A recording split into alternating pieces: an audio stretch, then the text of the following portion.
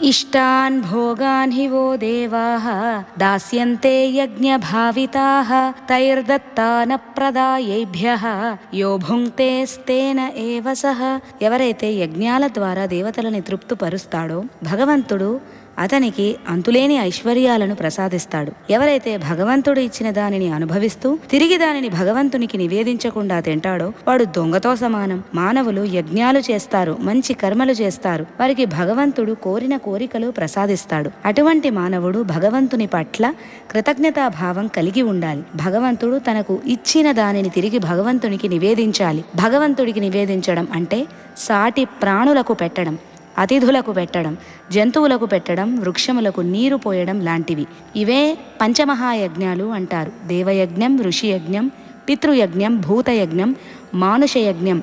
ఇవి చేయనివాడు భగవంతుని సొత్తును దొంగిలించిన వాడవుతాడు.